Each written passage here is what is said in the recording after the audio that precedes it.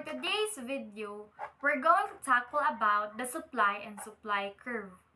The first thing we have to understand in supply is the law of supply. The law of supply says there is direct relationship between the price and the quantity supplied. Example, when the price goes up for the milk, the quantity of procedure milk will increase. When the price increases for the milk, that's going to increase the quantity of milk produced. This is because the increase in price goes on incentive to dairy farmers to produce more because they want to make more profit. As we can see in this chart, the supply curve is upward sloping. So, when the price increases, the quantity supplied increases. And again, when there is a change in price, that moves along the supply curve, but the supply curve can also shift. Just like the demand, an increase in supply is always to the right, and the decrease is always to the left.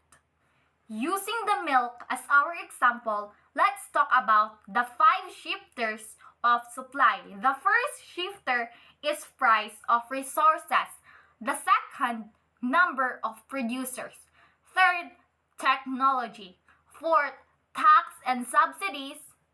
And fifth, expectations. The first one is the change in price of outputs or resources.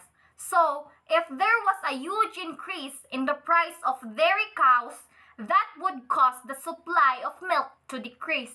Since we need cows to produce milk, an increase in the price of that key resources means we would be producing less milk.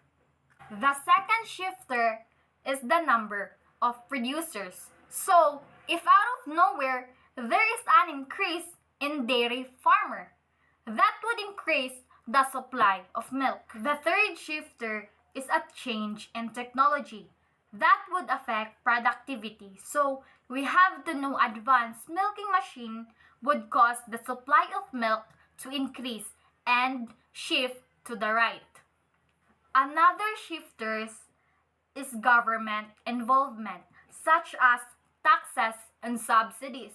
A subsidy is a government wants farmers to produce more, so they gave them money to produce more outputs.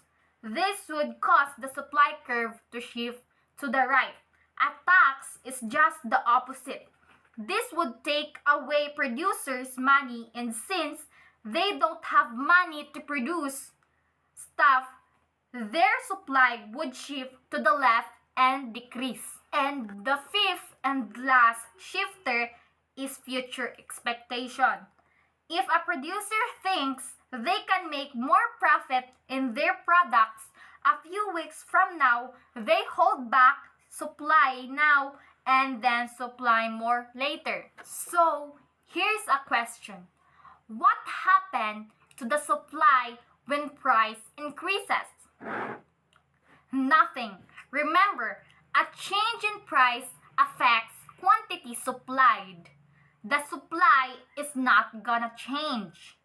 Remember, a change in price moves along the supply curve and change in something else.